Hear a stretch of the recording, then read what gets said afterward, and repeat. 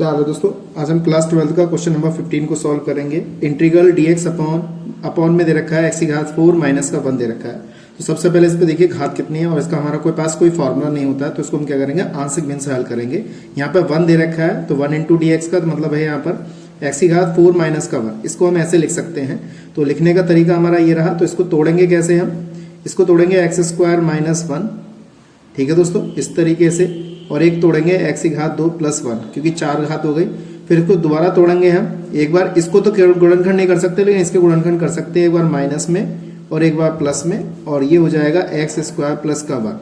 अब इसको तोड़ने का तरीका क्या है आंशिक भिन्न के रूप में, ये चीज आपको समझनी पड़ेगी ठीक से ध्यान से। यहाँ पे जैसे हमारे पास दे रखा है x माइनस 1 दे रखा है, तो इसे हम तोड़ेंगे a upon x minus 1, b upon x plus 1। अब जिसके गुणनखंड नहीं होते इस पर अगला पद, जैसे b से अगला पद सी एक्स प्लस डी आएगा, तो इसको यहाँ पे लिखा जाएगा एक्स स्क्वायर प्लस 1 में। तो हमारा इस पद को हमने इस रूप में तोड़ दिया। अब इसके आधार पे इसको हम सॉल्व करेंगे, ठीक। तो हमारे पास क्या दे रखा है, एक्स की घात 4 माइनस 1 दे रखा है। हमने इसमें पूरा एलसीएम ले लिया, तो इसका एलसीएम जो है हमारे पास, ये देखिए मैंने इसको अलग अलग लिखा है, x minus 1, x plus 1, x की घात 2 प्लस का 1 लिखा है। एलसीएम लेने में ही बच्चे गलती करते हैं, ये बात ध्यान रखिएगा। तो ए के साथ हमारे पास क्या आएगा, देखिए ये पद कट जाएगा, तो ये दोनों पद रहेंगे हमारे पास। तो एक एक्स प्लस 1 आएगा और एक एक्स स्क्वायर प्लस 1 आएगा। बी के साथ हमारा ये कट जाएगा, तो एक्स माइनस 1 बचेगा और एक्स स्क्वायर प्लस 1 बचेगा। और यहाँ पर प्लस के साथ सी एक्स प्लस डी है, तो ये पद कट जाएगा, तो हमारे पास बचेगा x square minus 1। X minus 1 x plus 1 को मैंने इस टाइप से लिख लिया। अब देखिए ये वाला इससे कैंसिल हो जाएगा, तो 1 इक्वल टू कितना आएगा, ये पहले इसकी गुणा कर लो, एक्स क्यूब प्लस का एक्स स्क्वायर प्लस का एक्स प्लस का 1 आ गया। b के साथ मैंने गुणा कर ली, यहाँ पे एक्स क्यूब हो जाएगा माइनस एक्स स्क्वायर, इसकी गुणा इससे करी, इसकी इससे कर दी। अब इसकी इससे करेंगे तो प्लस का एक्स माइनस का 1, इस तरीके से लिख लिया। इसकी गुणा इससे करेंगे सी एक्स क्यूब, ठीक है, प्लस का ये आ जाएगा हमारे पास डी एक्स स्क्वायर माइनस का सी एक्स और माइनस का कितना डी हो गया। ए से अंदर गुणा कर लीजिए, ए से अंदर गुणा कर देते हैं, तो ए एक्स क्यूब हो जाएगा, ए एक्स स्क्वायर हो जाएगा, ए एक्स हो जाएगा प्लस का ए हो जाएगा, बी एक्स क्यूब हो जाएगा, बी एक्स स्क्वायर हो जाएगा, बी एक्स हो जाएगा माइनस का बी हो जाएगा, सी एक्स क्यूब प्लस का डी एक्स स्क्वायर माइनस का सी एक्स प्लस माइनस का कितना बचा, डी बचा। ये लाइन समझने की चीज थी, आपको समझ में आनी चाहिए अच्छी तरीके से, वरना सवाल आपको समझ में नहीं आएगा। इसके बाद हमने क्या किया, क्यूब वाले पद एक साथ लिख लिया हमने। क्यूब वाले पद हमारे पास हैं, एक्स क्यूब है, ए प्लस कितना बी है प्लस का सी। उसके बाद एक्स स्क्वायर वाले पद लिख लेंगे, देखिए यहाँ पे प्लस का ए, यहाँ पर माइनस का बी है, तो माइनस का बी मैंने ऐसे ब्रैकेट में लिख दिया इस तरीके से। और हमारे पास यहाँ पे क्या है, ये वाला है, फिर डी है, प्लस का कितना लिख दिया हमने, डी लिख दिया। उसके बाद एक्स वाला पद देखिए, एक्स वाला पद कौन कौन सा, जैसे ये ए है, ये वाला बी हो गया हमारे पास प्लस का, और ये वाला माइनस का सी हो गया। और कांस्टेंट पद हमारे पास कौन कौन से हैं, कांस्टेंट पद भी देख लेते हैं, जैसे प्लस का ए हो गया, माइनस का बी हो गया और माइनस का डी हो गया। इस तरीके से हमने यहाँ पे इसको लिख लिए। अब लिखेंगे एक्स क्यूब के गुणांकों की तुलना कर लेंगे, एक्स स्क्वायर के गुणांकों की तुलना कर लेंगे, एक्स के गुणांकों की तुलना कर लेंगे और अचर पद की तुलना कर लेंगे, ठीक है। 4 समीकरण हमारे इसमें बनेंगे। और जो हमारी सबसे पहली समीकरण थी वो हमारी ये वाली समीकरण है, इसको 1 मान लिया हमने, और इसको बाकी हम जो है इनको सॉल्व करते हुए चलेंगे। एक्स क्यूब का गुणांक इधर है ही नहीं, तो a प्लस बी प्लस सी बराबर कितना 0, ये समीकरण हमारी 2 है। यहाँ पे a माइनस बी प्लस का कितना d और बराबर कितना हमारा 0, ये समीकरण 3 हो गई। x का गुणांक भी इधर नहीं है, तो a प्लस बी माइनस सी बराबर कितना यहाँ पे 0, समीकरण 4 हो गई। अचर पद हमारे पास a माइनस बी माइनस का d, तो वो कितना दे रखा है, यहाँ पे 1 दे रखा है, और समीकरण हमारी कितनी हो गई, 5 हो गई। अब इन पांचों समीकरण को यहाँ पे हल करना है, तो कैसे करते हैं देखिएगा जरा। इन सभी समीकरण को हल कर ही, मतलब आपको हल करना आना चाहिए, तभी आप इसके एबीसी के मान ज्ञात कर सकते हैं। देखिए यहाँ पे एबीसी है और यहाँ पे एबीसी है, तो हमने क्या किया, समीकरण 2 और 4 को हल कर रहे। मैंने क्या किया, समीकरण 2 व 4 को हल करेंगे, तो a प्लस बी और प्लस का c बराबर 0 है, तो यहाँ पे a प्लस बी माइनस सी बराबर 0 है।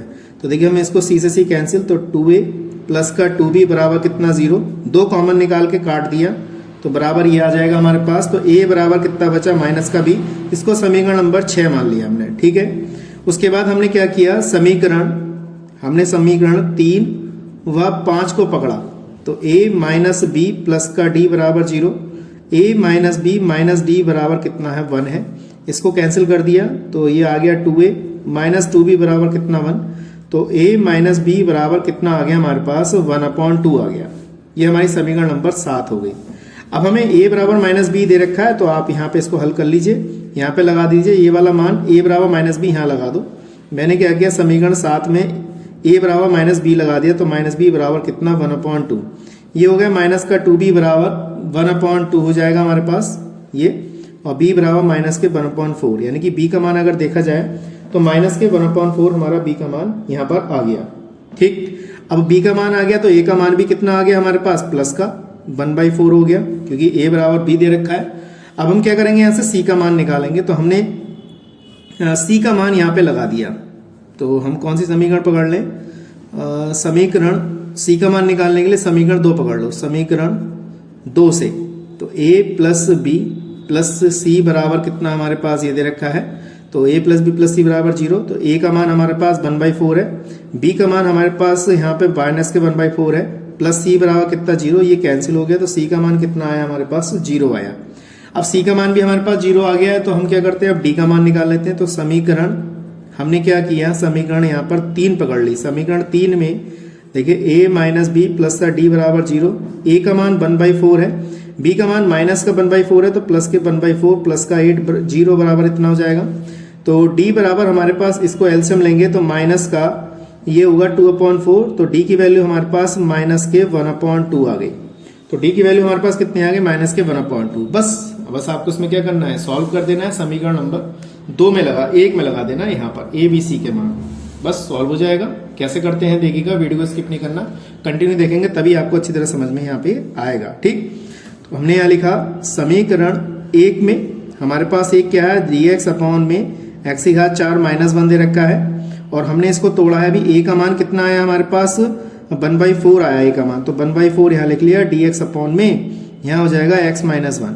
b की वैल्यू माइनस के 1/4 आई है तो b की वैल्यू यहाँ पे लगा देंगे, तो ये हो गया हमारे पास dx और यहाँ पे आ जाएगा x प्लस 1। c की वैल्यू कितनी आई हमारे पास, c की वैल्यू आई है हमारे पास 0। ठीक है दोस्तों, c का मान कितना आया 0 आया इंटू x, और प्लस d का मान आया माइनस के 1/2 और x स्क्वायर प्लस का 1, और ये आ गया हमारे पास dx। तो हमारे पास कितनी संख्या बची 1/4, ये आया dx अपॉन x माइनस यह 1/4 है x माइनस 1, 1/4 ये हो जाएगा dx अपॉन x प्लस 1 हो जाएगा, और यहाँ पे ये वाला पद तो 0 हो गया।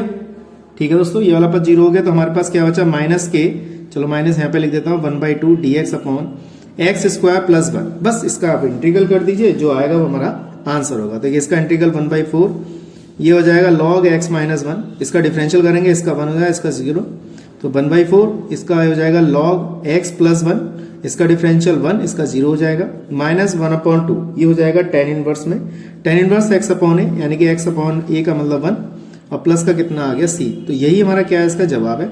मैं समझता हूँ आपको अच्छी तरह समझ में आ गया होगा। कि किसी प्रकार की समस्या आपको समाधान नहीं मिल रहा है तो मुझे कमेंट में जरूर बताइएगा। ठीक है दोस्तों, आज के लिए इतना ही, नेक्स्ट वीडियो मिलेंगे ऐसे इंटरेस्टिंग क्वेश्चनों के साथ। जय हिंद, वंदे मातरम। आप